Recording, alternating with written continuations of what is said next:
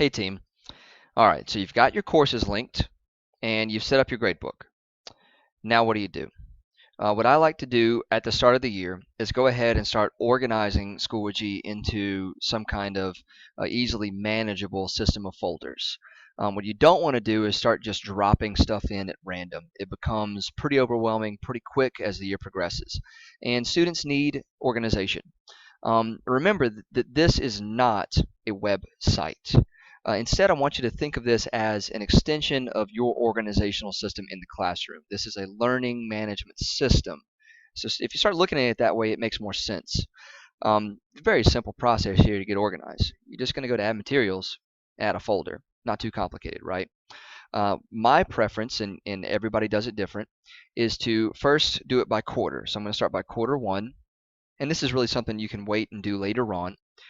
You can change the color. You can do things like add a description of what you're going to be studying in quarter one. You can, if you want to, create a date that it is ended and it closes, but that's not really necessary. And availability is going to be automatically published. That means students can see it as soon as you create this folder.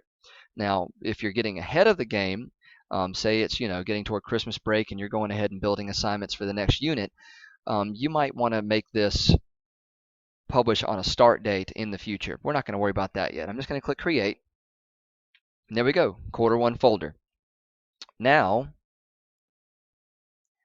I can drop down and view contents of this folder, which is, of course, empty. I'm going to open up this folder. You see it's empty.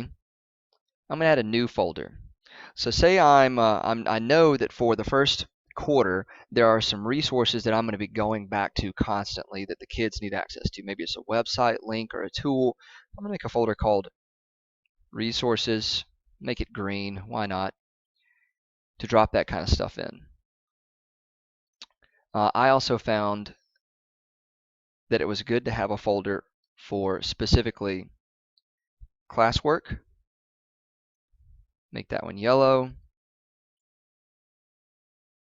And maybe homework. Gonna make that one red.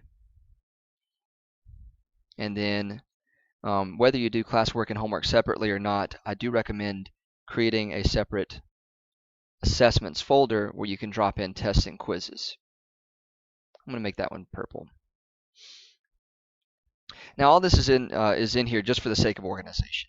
Because if you do it as a steady stream, you'll find that the page starts getting eaten up pretty fast, and it does become difficult for kids to navigate. So now I've got a few little folders that I can start dropping assignments, tests, and quizzes into to help kids stay organized themselves. You can always delete a folder going over here. You can edit it, unpublish it. If you want to keep it active but students aren't able to view it, click on Publish. I'm just going to delete these to show you that it's a pretty simple process. Now say it's the end of the quarter. You've built a great body of work. You and your peers have shared these things and you're just ready to move on to the next unit. You can save a folder or a whole series of folders. I'll go back to my main page here to show you, like quarter one. You can save this all to your resources. And for more information about building your resources and organizing that, view the next video. Thanks.